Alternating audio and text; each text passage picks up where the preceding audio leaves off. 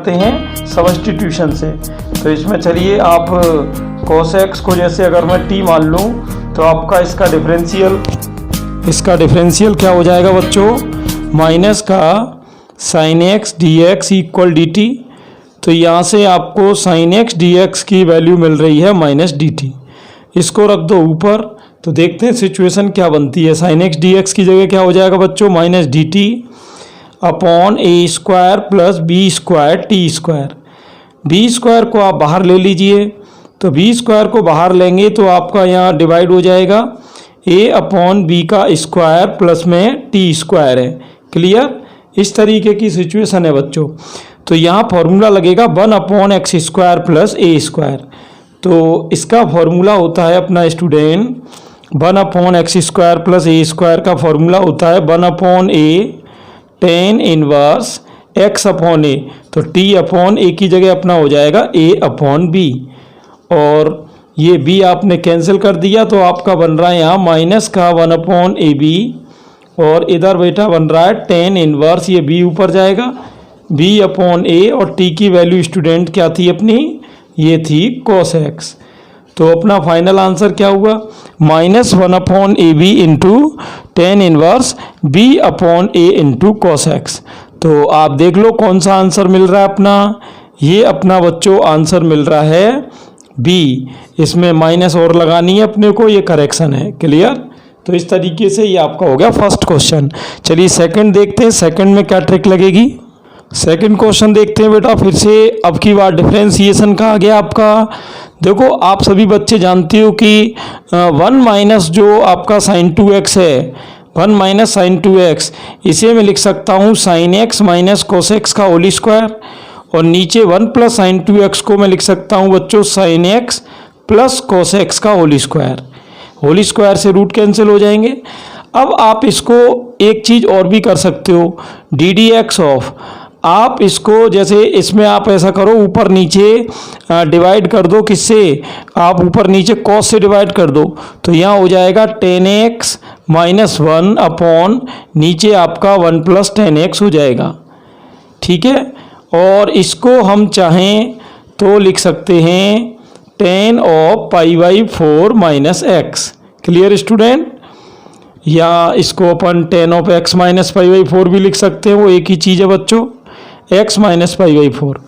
अब देखिए यहाँ पर माइनस को अगर बाहर लाएं, क्योंकि जितने भी ऑप्शन है वो सभी पाई बाई 4 माइनस एक्स में है।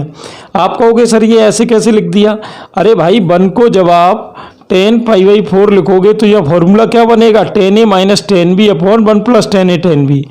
माइनस को आप बाहर खींच लो तो यहाँ आपका हो जाएगा D D x of 10 of pi by 4 minus x. देखो ये मैंने माइनस इसलिए बाहर खींची है क्योंकि सारे आंसर पाई बाई 4 माइनस में ही आ रहे हैं। तो अब इसका करेंगे अपन डिफरेंशिएशन। तो 10 का क्या होता है बच्चों, 10 का होता है सेक स्क्वायर, और ब्रैकेट का करोगे तो पाई बाई 4 का 0 माइनस एक्स का माइनस 1 हो जाएगा, तो आपका माइनस माइनस होगा प्लस 1। तो यहाँ फाइनल आंसर अपना आएगा sec square pi by 4 minus X. तो ये सिस्टम हो गया। आंसर चेक कर लो बेटा, आंसर कौन सा आ रहा है आपका, डी आ रहा है। क्लियर स्टूडेंट्स, चलते हैं सीधे नेक्स्ट पर। थर्ड क्वेश्चन देखते हैं बच्चों। थर्ड क्वेश्चन क्या है, थर्ड में आपका ए और बी दिए हैं और ए पर बी का प्रक्षेप। यहाँ पर ये ध्यान रखना होता है, प्रक्षेप यानी प्रोजेक्शन के क्वेश्चन में आपको हमेशा ये देखना है कि किसका किस पर प्रक्षेप है, उससे फॉर्मूला चेंज हो जाएगा। जैसे देखो अगर ए वेक्टर का अगर बी वेक्टर पर प्रोजेक्शन यानी प्रक्षेप पूछे तो इसका फॉर्मूला तो होता है बच्चों A dot B upon mod of B. लेकिन यहाँ बी का ए पर पूछ रहा है, तो बी का ए पर जब आप निकालोगे तो उल्टा हो जाएगा। बी का ए पर प्रक्षेप अगर पूछे तो ये हो जाएगा आपका A dot B upon mod of A. Clear, ये तो यहाँ पर ये चीज़ ध्यान रखनी है। चलो अब ए डॉट बी कैसे करोगे, आपको पता है इन दोनों का डॉट प्रोडक्ट करोगे, आई का आई में, जे का जे में और के का के में। तो 2 का 5 में हो गया 10, 1 का -3 में हो गया -3, 2 का 1 में हो गया आपका 2। तो ये 10 और 2 हो गए 12, 12 में से 3 गया आपका 9 हो गया। क्लियर, तो ए डॉट बी आपका आ गया 9। अब है mod of A vector. Mod of A vector यानी इसका मॉड निकालना है। तो इसका मॉड कैसे आएगा, 2 का 4, 1 का 1 आ जाएगा और ये 2 का 4, तो 4 और 4 8 और 1 9, और इसका रूट भी होता है, यानी ये 3 आ गया आपका। तो यहाँ से अगर मैं इसको कैंसिल करूँ बच्चों, तो यहाँ आपका आ गया आंसर ए। क्लियर। तो प्रक्षेप के लिए बस ज़्यादा कुछ नहीं बेटा, ये 2 फॉर्मूले याद रखो, है ना। ये कोई इंग्लिश मीडियम का स्टूडेंट है तो बेटा उसके लिए मैंने इंग्लिश में भी हर PDF प्रिंट की हुई है और हिंदी में अलग है।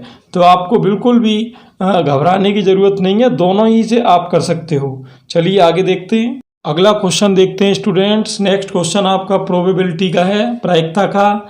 क्या है देखिए, P ऑफ ए दिया है आपको 0.4, P of B x, P of A union B 0.7, और ये कह रहा है A और B स्वतंत्र हैं।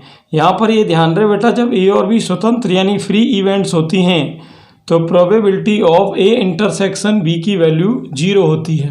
क्लियर। अब आपसे वैल्यू किसकी पूछी है, यहाँ पर x की। ठीक, तो आप क्या करो, P of A union B का फॉर्मूला लगा दो।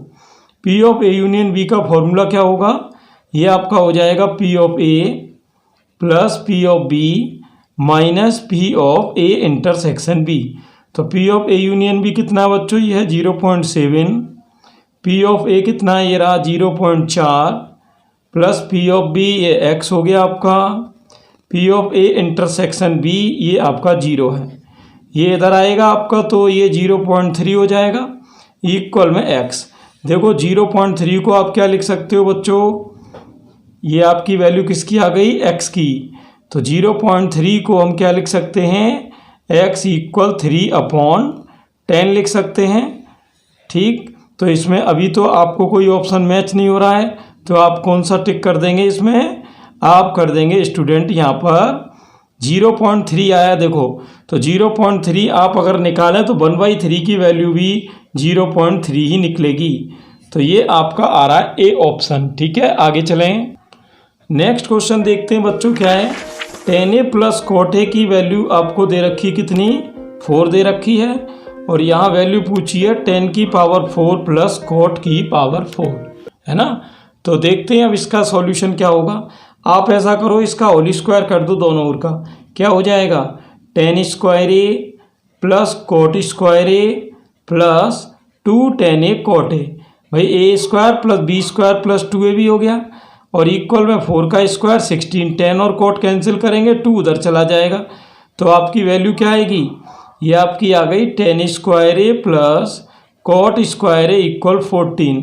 अब इसका अपन फिर से दोनों ओर का स्क्वायर कर देंगे, तो यहाँ होल स्क्वायर करो, तो tan स्क्वायर का क्या हो जाएगा, tan 4A, cot square A का आपका cot की पावर 4 हो गया, प्लस 2AB, यानी ये हो गया आपका 2 tan square A into cot square A equal 14 का स्क्वायर हो गया 196।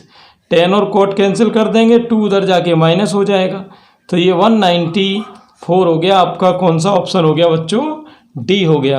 क्लियर। सारे क्वेश्चन पहले वीडियो को पॉज करके आप 20 सेकंड में खुद निकालने की कोशिश किया करो, है ना, उसके बाद आप इधर ट्राई करें। आगे नेक्स्ट क्वेश्चन देखो बच्चों, शानदार क्वेश्चन आ गया क्वाड्रेटिक इक्वेशन का। ये कह रहा है कि alpha beta be the roots of equation 2x square minus 35x plus 2, और वैल्यू अपने को इसकी निकालनी है 2 अल्फा माइनस 35 का क्यूब, 2 बीटा माइनस 35 का क्यूब। एक काम करते हैं, आपको पता है अगर अल्फा बीटा इस के मूल हैं तो इसको ज़रूर सेटिस्फाई करेंगे। तो आप इसमें अल्फ़ा और बीटा को एक बार रख के देखो। चलो पहले अल्फ़ा रख के देखते हैं। तो अल्फ़ा रख के देखेंगे तो हो जाएंगे 2 alpha square minus 35 alpha plus 2 equal 0। तो यहाँ आपका हो जाएगा 2 अल्फ़ा स्क्वायर माइनस 35 अल्फ़ा, 2 उधर जाएगा माइनस का। क्लियर, ये सिचुएशन हुई। अगर आप इसमें अल्फ़ा कॉमन ले लें तो यहाँ होगा 2 अल्फ़ा माइनस 35 इक्वल -2। तो यहाँ से आप देख सकते हो कि 2 अल्फ़ा माइनस 35 की वैल्यू हो रही है -2 अपॉन अल्फ़ा। इक्वेशन 1 हो गया। ऐसे ही अगर आप बीटा को इसमें रखोगे तो आपकी लाइन कुछ इस तरह बनेगी, 2 beta minus 35 equal -2 upon beta. अब ये दो इक्वेशन बन गए। ठीक बच्चों, अब इनका इंटू करके देखते हैं। तो ये आपका हो रहा है 2 alpha minus 35 into 2 beta minus 35 और इनका इंटू क्या हो जाएगा बेटा माइनस माइनस प्लस यानी 4 अपॉन अल्फ़ा बीटा। अब आपको अल्फ़ा बीटा की वैल्यू रख देनी है। तो अल्फ़ा बीटा की वैल्यू बेटा क्या होती है सी अपॉन ए। सी कितना है यहाँ से 2 और ए कितना है ए भी 2 है। तो ये आपका अल्फ़ा बीटा की वैल्यू आ गई 1। तो अगर अल्फ़ा बीटा 1 आएगा तो 1 का 4 में करोगे तो यहाँ 4 ही रहेगा। लेकिन वो कह रहा मुझे क्यूब चाहिए। देखो क्यूब, इसमें क्या लगा है क्यूब, है ना। तो क्यूब करोगे तो आप इसका भी क्यूब कर दो। क्यूब का मतलब 4 का क्यूब हो गया 64। क्लियर। ट्रिक का बेटा एक बार रिवीजन करना, बी ऑप्शन हो गया। आगे चलते हैं, नेक्स्ट क्वेश्चन देखते हैं बच्चों। क्या है कि 2 और 38 के बीच n समांतर माध्यों को रखने से जो श्रेणी आती है उसका योगफल 200 है। तो n की वैल्यू पूछी है। अब देखना ध्यान से बेटा, ठीक, बहुत ही अच्छा क्वेश्चन है। देखो करना क्या है, जैसे 2 है और ये है आपका 38।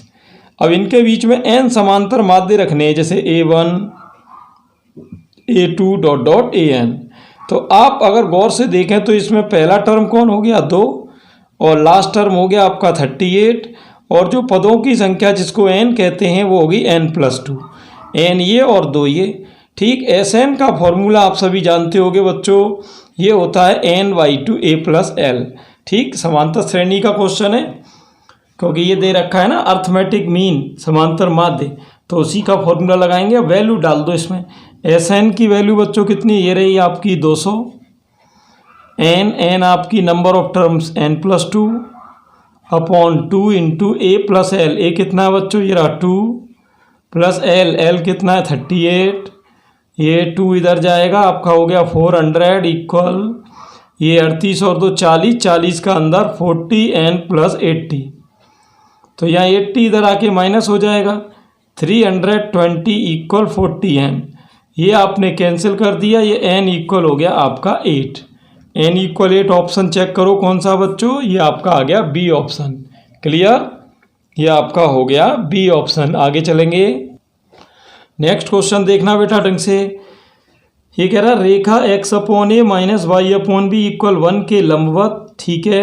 और उस बिंदु पर जहाँ यह x अक्ष को काटती है से गुजरने वाली रेखा का समीकरण क्या है। देखिए ये कुछ इस तरीके की चीज़ है, जैसे ये जो लाइन है पहले ये देखो x upon a minus y upon b equal 1। वो कह रहा कोई लाइन है जो इसके तो लंबवत है, ठीक है, इसके क्या है लंबवत। तो लंबवत है इसका मतलब, और ये x अक्ष को काटती है। देखो वो ये कह रहा है x upon a minus y upon b equal 1। तो आपको पता है जब मैं इसमें x की वैल्यू 0 रखूँगा तो y की वैल्यू माइनस बी आएगी। तो इसका मतलब, और जब y की जगह 0 रखूँगा तो x की जगह a, यानी ये जो पॉइंट है ये आपका a कोमा माइनस बी से गुजरेगा। किससे गुजरेगा ये, a कोमा माइनस बी से। तो a कोमा माइनस बी आपको पता है कहीं ना कहीं 4th क्वाड्रेंट में होगा। तो ये जो लाइन है वो कुछ इस तरीके से आएगी। ये मैं बात किसकी कर रहा हूँ, गिवन लाइन की। अब ये कह रहा है जब ये x एक्सिस को काट रही है वहीं से इसके लंबवत एक रेखा निकल रही है ये, और इसका आंसर आपको निकालना है इसका। तो देखो अब जैसा कि आपको पता है कि ये जो लाइन है ये किसको काट रही है, x अक्ष को। तो x अक्ष पर y 0 होता है आपका, तो y की वैल्यू 0 अगर मैं इसमें रख दूँ x upon a minus y upon b equal 1 है। अब इसमें अगर मैं y की वैल्यू 0 रख दूँ तो x की वैल्यू क्या आ रही है a, और y की आपने क्या रखी थी 0। इसका मतलब ये जो लाइन है वो a कोमा 0 से होके जाएगी। तो अब ये देख लो a कोमा 0 इसमें से जिस आंसर को भी सेटिस्फाई करेगा वही हमारा आंसर हो जाएगा। तो चलो एक एक ऑप्शन चेक कर लेते हैं। पहले ए ऑप्शन देखो, a कोमा 0 इसमें डाल दो। तो a कोमा 0 डालोगे तो x की जगह क्या हो जाएगा, a अपॉन a, y की जगह 0 प्लस a अपॉन b। तो ये दोनों कैंसिल हो गए तो 0 आ नहीं रहा, तो ये तो ऑप्शन हो नहीं सकता। चलो b चेक कर लेते हैं। b ऑप्शन में x की वैल्यू a और y की वैल्यू 0 डालो। तो x की वैल्यू क्या डाल रहे हैं a, तो यहाँ हो रहा है a अपॉन b, और y की जगह 0 डालोगे इक्वल b अपॉन a। ये भी बराबर नहीं आए, ये भी कैंसिल। d जरूर मुझे दिख रहा है क्योंकि d में क्या है कि इधर भी a अपॉन बी और इधर भी a अपॉन बी आएगा। डी ही आपका आंसर हो जाएगा। आगे नेक्स्ट क्वेश्चन बेटा आ गया परम्यूटेशन कॉम्बिनेशन का क्रमचय संचय का। क्या कह रहा है देखिए, 5 तो मैथमेटिक्स की हैं, 4 फिजिक्स की है और 2 केमिस्ट्री की हैं। अब ये कह रहा है ये एक सेल्फ में रखी जा रही हैं, तो इनको किस तरीके से अरेंज करें, जबकि ये कह रहा है एक सब्जेक्ट की बुक एक साथ आनी चाहिए। जैसे मान लो मैथ की हैं तो मैथ की सारी एक साथ, ठीक, फिजिक्स की एक साथ, केमिस्ट्री की एक साथ। आप ये बताओ बच्चों, फिजिक्स की वो मैथ की हैं कितनी, 5 हैं, ठीक 5 हैं। तो इन 5 बुक्स को अपन कितने तरीके से रखेंगे, फैक्टोरियल 5। फिजिक्स की 4 हैं तो इनको फैक्टोरियल 4, और केमिस्ट्री की 2 हैं तो ये आपकी फैक्टोरियल 2 हो गई। अब आप देखोगे कि इसमें ये तो कोई निश्चित क्रम है नहीं कि मैथ की पहले रखेंगे और फिर बाद में फिजिक्स की, बाद में केमिस्ट्री की। यानी ये जो 3 सेट बने हैं अपने, ये जो 3 सेट बने हैं ये आपस में अपना स्थान बदल सकते हैं। तो ये आपस में अपना स्थान कितने तरीके से बदलेंगे, ये 3 ग्रुप हैं तो फैक्टोरियल 3 तरीके से बदलेंगे। तो इसके टोटल जो तरीके हो गए आपके, वो देखो कौन से ऑप्शन से मैच कर रहे हैं बच्चों, वो आपके कर रहे हैं सी ऑप्शन से मैच। क्लियर। तो ये क्वेश्चन किसका हो गया, P and C, permutation combination. Next यहाँ देखते हैं बच्चों, इसमें क्वेश्चन क्या आएगा, इसमें वैल्यू किसकी पूछी है आपसे, ए की वैल्यू पूछी है, लॉग का क्वेश्चन है। चलिए देखते हैं सॉल्यूशन क्या रहेगा इसका। ए इक्वल, ध्यान देना थोड़ा, log बेस 2 log बेस 4, 256 को आपको पता है 4 की पावर 4 लिख सकते हैं। अब यहाँ क्योंकि बेस √2 है तो इस 2 को भी अपन उसी फॉर्म में लिखेंगे, इसको √2 का स्क्वायर। अब आपको पता है बच्चों कि log a बेस a की वैल्यू क्या होती है, 1, और log m की पावर n हो तो इसे हम n log m लिख सकते हैं, n log m लिख सकते हैं। यही सिचुएशन होती है बच्चों।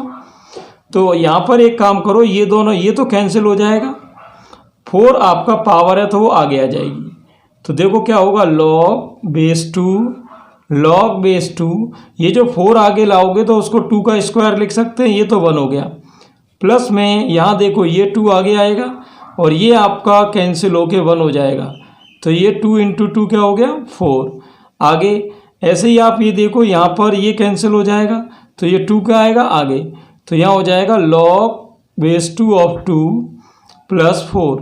तो log 2 बेस 2 ये भी कैंसिल होके आपके 1 हो जाएंगे, 1 + 4 यानी आपका हो गया 5। ये आपका आंसर हो गया कौन सा बच्चों, सी हो गया। क्लियर। नेक्स्ट चलेंगे। अगला क्वेश्चन बच्चों आपका आ गया इन्वर्स ट्रिग्नोमेट्री, प्रतिलोम त्रिकोणमिति फलन। ऐसे क्वेश्चंस में क्या करते हैं, इन्वर्स को हमको हटाना पड़ेगा। तो इन्वर्स हटाने के लिए देखो करेंगे क्या, जैसे ये है tan इन्वर्स 1/, आप इसमें एक काम करो, x की जगह आप लो कोसेक थीटा मान लो, और बाद में थीटा की वैल्यू जब वापस करनी होगी तो आपको cosec square x minus cosec inverse x रखनी है ना, ये बाद में, अभी नहीं। चलो खैर, अब यहाँ वैल्यू रखेंगे तो क्या हो जाएगा, 1/√ कोसेक स्क्वायर x, ये कोसेक स्क्वायर थीटा माना आपने। चलिए देखते जाना, tan inverse 1/√ cosec square theta -1, ये आपका कॉट थीटा होता है। कॉट ऊपर जाएगा तो कॉट ऊपर जाके बेटा किस में चेंज होगा, tan में, और tan किसको खा जाएगा, tan इन्वर्स को। यहाँ बचेगा थीटा, और थीटा की वैल्यू आपकी ये हो जाएगी, क्या है थीटा की वैल्यू, कोसेक इन्वर्स x हो जाएगी। क्लियर। ये आपका हो गया क्वेश्चन नंबर ये 11 क्लियर हो गया। आगे ये कह रहा है कि रेखा y = x - 1 का इतने के साथ स्पर्श बिंदु क्या है। देखिए अब इसमें एक चीज़ समझने की है, जैसे कोई भी मान लो ये जो इक्वेशन है, वैसे आपको दिख रहा होगा बीच में माइनस है, किसका क्वेश्चन है, हाइपरबोला का। तो हाइपरबोला है, अब जैसे ये लाइन इसको टच करके जा रही है तो ये स्पर्श बिंदु है।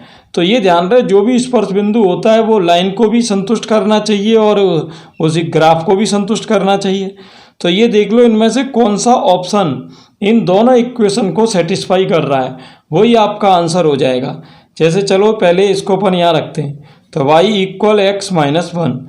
अब इसमें 4 3 रखोगे आप तो यहाँ आपका y की वैल्यू क्या आ रही 3, x की वैल्यू क्या आ रही 4, तो ये तो सेटिस्फाई हो रहा है। अब इसको इसमें रख के देखते हैं, तो x का स्क्वायर यानी 4 का स्क्वायर क्या हुआ 16 इंटू 3 48 माइनस 3 का स्क्वायर हुआ 9, 9 का 4 में 36 और 48 में से 36 जाएगा, क्या बचेगा बच्चों, ये आपका बचेगा 12, और 12 भी बचना चाहिए, यानी यही ऑप्शन हो जाएगा। बिल्कुल आसान है, आपने देखा बिना कोई फॉर्मूले कर लिया अपन ने।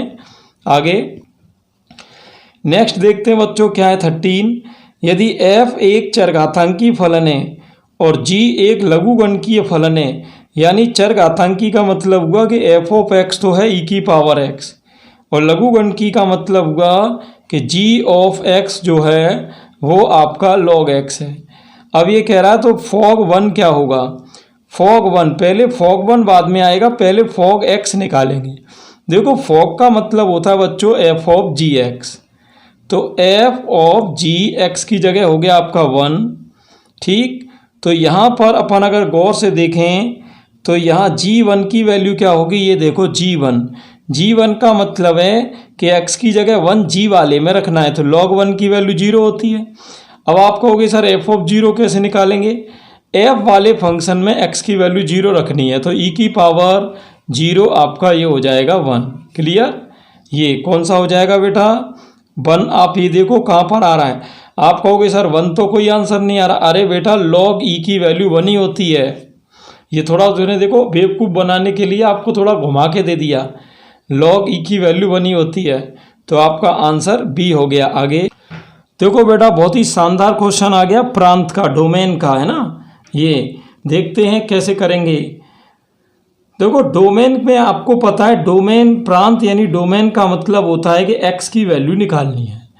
अब हमें x की वो वैल्यू लेनी है जो कि इस पूरे को सेटिस्फाई करे।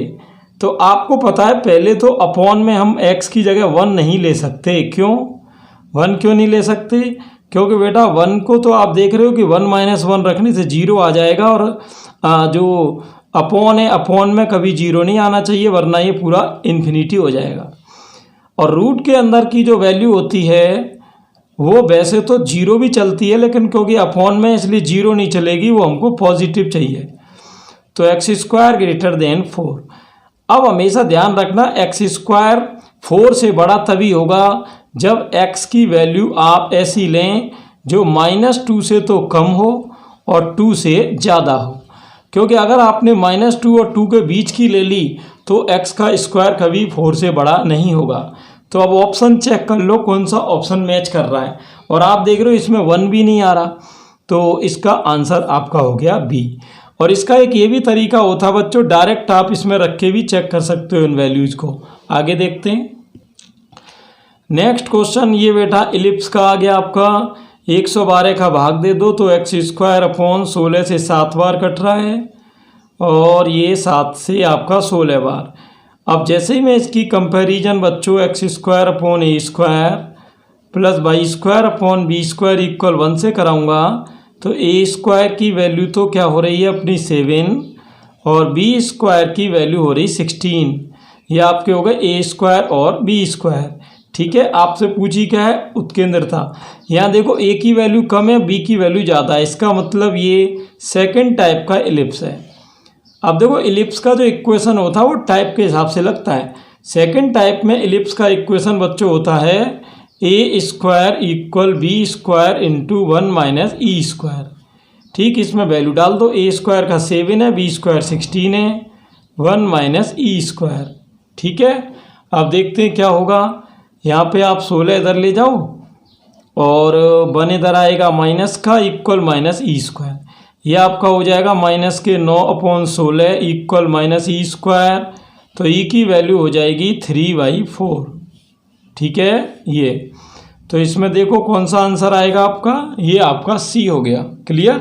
आगे चलेंगे नेक्स्ट क्वेश्चन देखते हैं बेटा, D Y D X plus ये डी ई आ गया, अवकल समीकरण आ गया, डी ई सॉल्यूशन पूछा है, देखते हैं सॉल्यूशन कैसे होगा। देखो D Y D X plus, थोड़ा ध्यान देना, 1 प्लस cos 2y को आपको पता है हम 2 cos स्क्वायर y लिख सकते हैं, जबकि 1 माइनस cos 2x को अपन 2 साइन स्क्वायर एक्स लिख सकते हैं। इक्वल में क्या है 0, 2 कैंसिल, इसको आप उधर ले जाइए तो D Y D X equal, ये आपका उधर ले जाके हो जाएगा माइनस के cos square Y upon sine square X हो जाएगा। इनको जब मैं इधर लाऊंगा बच्चों तो यहाँ पर कोस स्क्वायर वाई तो उधर जाके हो जाएगा आपका सेक स्क्वायर वाई, और ये साइन स्क्वायर ऊपर पहुँचेगा तो ये हो जाएगा कोसेक स्क्वायर एक्स। अब दोनों का इंटीग्रेशन करेंगे तो सेक स्क्वायर वाई का आपको पता ही होता है 10 और कोसेक स्क्वायर का हो गया माइनस कोट एक्स प्लस सी आपका चल रहा है। तो यहाँ फाइनली आपका क्या हो जाएगा 10 वाई, ये माइनस माइनस प्लस लेकिन इधर आएगा minus cot X equal C. देखो कौन सा ऑप्शन आ रहा है, ये आपका हो गया 10 Y minus cot X equal C. तो अगर आप गौर से देखें तो ये आपका हो गया सी ऑप्शन। आगे चलेंगे, नेक्स्ट क्वेश्चन डिटर्मिनेंट आ गई। देखो अब कोई वैसे ही वैल्यू होती है एक्स वगैरह तब तो मैं इसमें वैल्यू डाल के शॉर्ट ट्रिक से कर देता, लेकिन अब आपको इसमें ये जो वैल्यू है इससे कोई कंफ्यूज होने की ज़रूरत नहीं है। ये ओमेगा की ओरिजिनल वैल्यू ही होती है। आपने पढ़ा होगा ओमेगा की वैल्यू होती है -1 प्लस आयोटा रूट 3/2 और ओमेगा स्क्वायर की वैल्यू होती है -1 माइनस आयोटा रूट 3/2। तो इनसे कंफ्यूज होने की ज़रूरत नहीं है। ये तो एक नॉर्मल बात वो कह रहा है, जो ओमेगा की वैल्यू होती है वही लिख रहा है, तो इससे आपको घबराने की बात नहीं है। आपको तो ये सॉल्व करना है। चलो इसे सॉल्व करेंगे। कैसे करोगे, 1 ले लिया, 1 लेके 1 की रो कॉलम गायब, इनका क्रॉस मल्टीप्लाई होना है। ओमेगा 4 को ये ध्यान रहे ओमेगा ही समझेंगे क्योंकि ओमेगा क्यूब की वैल्यू 1 होती है। चलो ओमेगा का दोनों में करो, क्या होगा माइनस ओमेगा क्यूब, बीच में माइनस ओमेगा स्क्वायर का ओमेगा स्क्वायर में ओमेगा 4, ये हो गया है ना। बीच वाले को माइनस में लेते हैं। अब इसका करेंगे 1 का ओमेगा में ओमेगा माइनस ओमेगा स्क्वायर, पीछे वाले को बेटा प्लस में लेते हैं, +1 लोगे रो कॉलम गायब, ओमेगा स्क्वायर का 1 में ओमेगा स्क्वायर, बीच में माइनस, माइनस से ये दोनों का साइन चेंज हो जाएगा +1 प्लस ओमेगा स्क्वायर।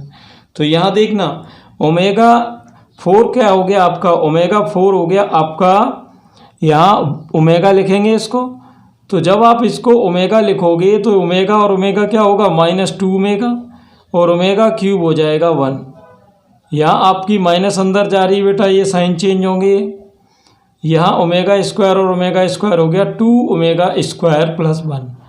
थोड़ा दिमाग लगाना कि चल क्या रहा है, माइनस अंदर जाएगा साइन चेंज होंगे, तो माइनस माइनस प्लस का 2 ओमेगा और ओमेगा ये भी है।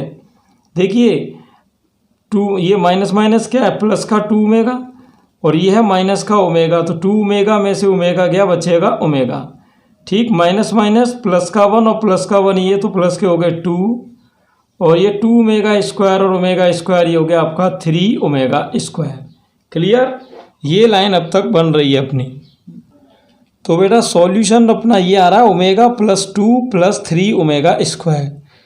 अब ये ऑप्शन इनमें से कोई मैच हो नहीं रहा, इसका मतलब ऊपर डिटर्मिनेंट में कोई प्लस माइनस की मिस्टेक होगी 100%, यानी क्वेश्चन सही नहीं है। कोई बात नहीं है, आपको तो डिटर्मिनेंट सॉल्व करना सीखना था, बस ये है इसका सॉल्यूशन। सॉल्यूशन आप चेक कर सकते हो, सॉल्यूशन में तो मुझे कहीं कुछ लग नहीं रहा है, कोई प्लस माइनस की मिस्टेक होगी तो इसी में होगी। ठीक, यहाँ ऑप्शन हो सकता है सही नहीं हो। चलो आप इसको एक बार रीचेक कर लेना, आगे चलते हैं। अगला क्वेश्चन बच्चों बहुत ही बढ़िया लेवल का है, थोड़ा तरीके से देखना। डेफिनिट इंटीग्रेशन, आपका निश्चित समाकलन का क्वेश्चन आ गया। कैसे करते हैं ऐसे क्वेश्चंस को बेटा, तो इसमें अपनी सिंपल ट्रिक है कि आप इसमें t मान लो, किसको मानोगे t, आप इसमें t मानो बेटा किसको, आप इसमें पूरे को ही मान लो 1 + x² को, है ना। ये देखो ऊपर क्या है बच्चों, ऊपर है आपका x3, ठीक है, ऊपर क्या है x3। तो चलते हैं स्टूडेंट नेक्स्ट क्वेश्चन DIK पर। देखो इसमें लिमिट है 0 to 1 है, यहाँ थोड़ा करेक्शन है।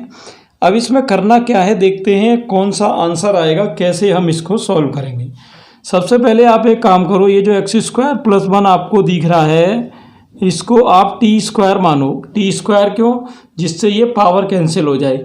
अब डिफरेंशियल करो, 2x dx इक्वल आपका यहाँ हो रहा है 2t dt, 2 कैंसिल हो रहा है तो यहाँ बच्चों बचा x dx equal t dt।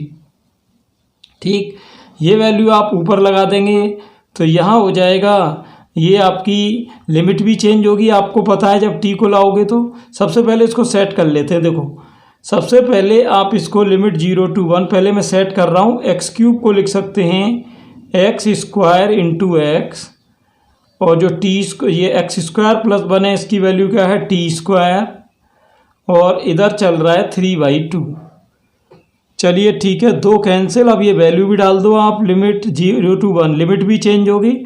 जब आप 1 लगाओगे x की जगह तो 1 + 1 2 स्क्वायर से √2 हो जाएगा, और नीचे 0 लगाओगे x की जगह तो 0 + 1 1 होगा।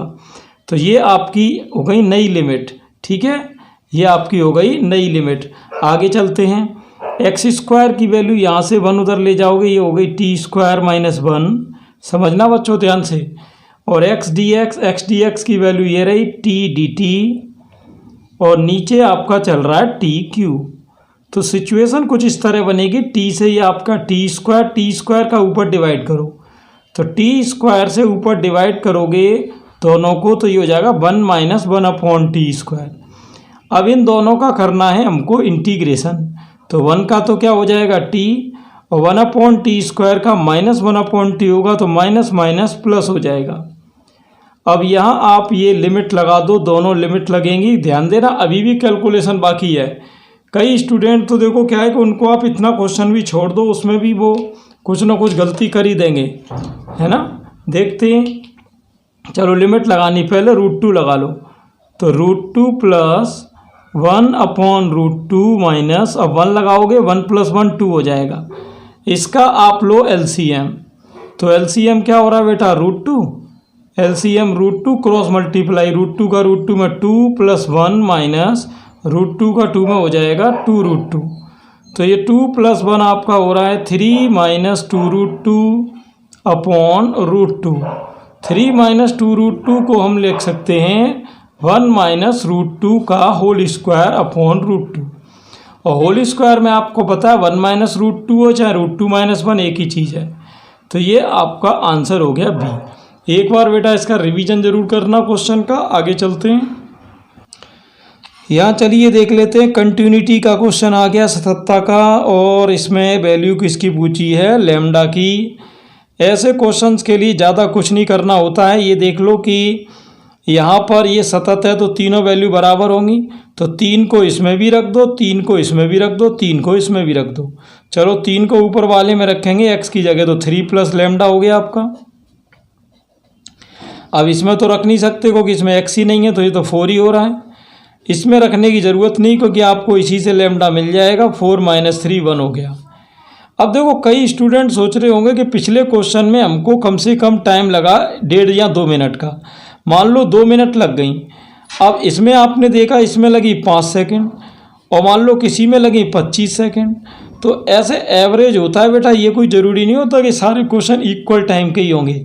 ये क्वेश्चन के ऊपर डिपेंड है। आगे चलेंगे तो नेक्स्ट क्वेश्चन अपना ये आ गया, और इसमें ओमेगा कह रहा है इकाई का घनमूल है, और ये वैल्यू पूछी है। ठीक है, इसमें भी वही बेसिक 2 बातें हैं कि 1 + ओमेगा कहीं दिख जाए तो इसको 0, और ओमेगा क्यूब को क्या रखना है 1।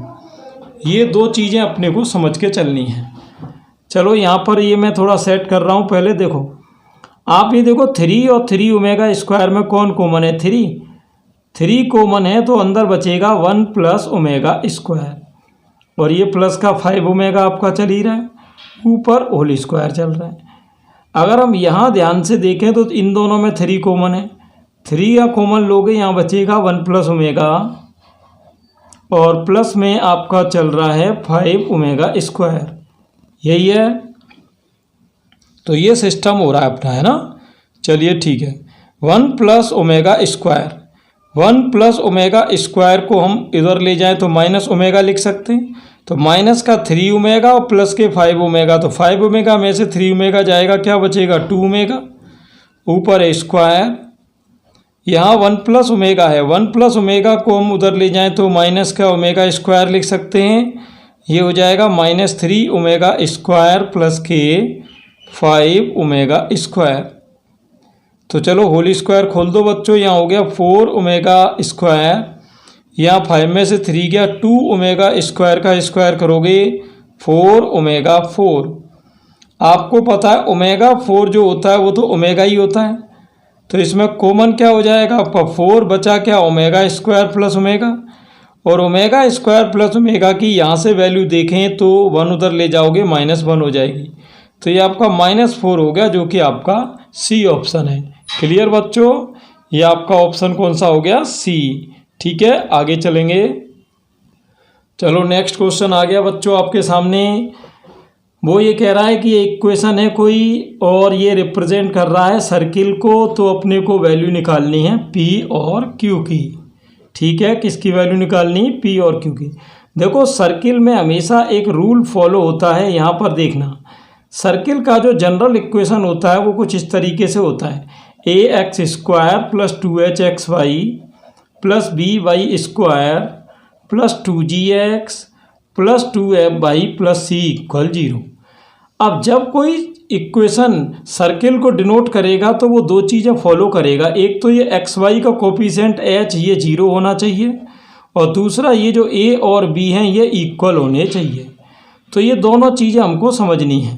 h इक्वल 0, तो यहाँ देखो XY के साथ कौन है 2 माइनस q, तो ये तो आपका 0 होगा, तो इससे आपको q की वैल्यू मिल गई। q की वैल्यू बच्चों कितनी मिल गई 2। ठीक, अब a और b इक्वल होने चाहिए, तो a और b तो एक्स स्क्वायर और वाई स्क्वायर के कोफिशिएंट कौन कौन है p और 3, तो p इक्वल आपका हो गया 3। तो ये तो हो गया q और ये हो गया p। आंसर चेक करो, p की वैल्यू 3 और q की वैल्यू 2, यानी c ऑप्शन हो गया। ये ट्रिक ध्यान रखना, ये दोनों बातें ध्यान रखने की हैं। ठीक है, आगे चलेंगे। ये कह रहा है इसके प्रसार में सभी गुणांकों का योग क्या होगा, सभी गुणांकों का। देखो जब भी ऐसे कोई भी सीरीज दी हो और उसमें सभी का योग पूछा है तो आपको करना कुछ नहीं, x की जगह 1 रख देना है। ये मास्टर ट्रिक बता रहा हूँ आपको, x की जगह 1 रख दो, क्या हो जाएगा 1 + 1 - 3 की पावर 319, तो 1 + 1 2 - 3 यानी -1। और माइनस पे आप ये देखो ऑड पावर है कि इवन है, ऑड है विषम है, तो वैल्यू माइनस में ही रहेगी, यानी ऑप्शन आपका सी हो गया। तो कभी भी ऐसे योग यानी सम का क्वेश्चन आए तो x की वैल्यू -1 डाल देना। आगे चलेंगे। अगला क्वेश्चन बेटा क्वाड्रेचर का आ गया, क्षेत्रकलन का। y = x, आपको पता है y = x की जो लाइन होती है वो इस तरीके से जाती है, सीधी बिल्कुल 45 डिग्री बनाती हुई x एक्सिस से। x एक्सिस आपका ये खुद है ही, ये y = x की लाइन हो गई।